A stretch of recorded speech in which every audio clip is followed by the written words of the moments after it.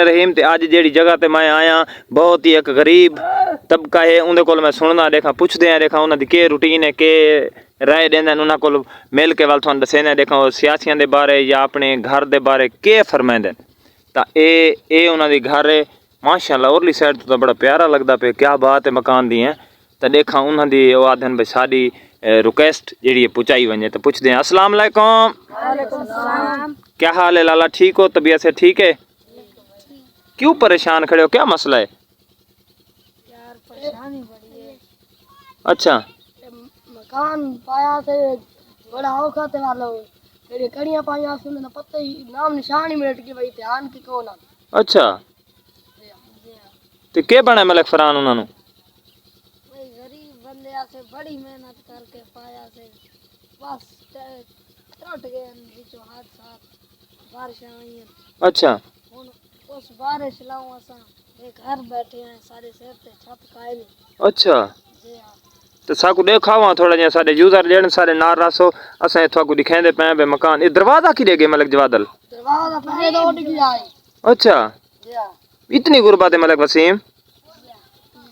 अच्छा तो ये दसेंदे पे भाई साडा ए मकसद है कखा दा घर उत्ते लकड़ी पावण जोगी कोनी थारे कोल लकड़ी कौन।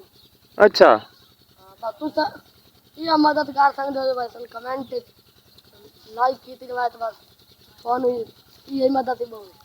अच्छा मलिक फरहान तुसा फरमाइसो ऐसा ही चाहते हैं तुसा सादा हाल पूछे जी ऐसा तुम्हारे वास्ते दुआ फरमाइसू और जो भाई ये चैनल दे दे पैन जी ना वास्ते ये रिक्वेस्ट है इस लाले फरीद दा चैनल नु कमेंट करो लाइक करो और इसको इमदाद करो जो तुम्हारी चीज़ है जो तुम्हारे वास्ते बड़ी मेहरबानी ता ए दे पैन सारे यूजर सारे नार रासो लाले और दा मकान मैं थानू विजिट करा देवां भाई मकान केड़ी हालत है या केड़ी निस्बत है जे ओए होए होए अंदर दोस्ता जी बिल्कुल फना फिला होया बे मलिक जवादल ये जनाब मकान दी हालत है शोदें दी ओए होए होए होए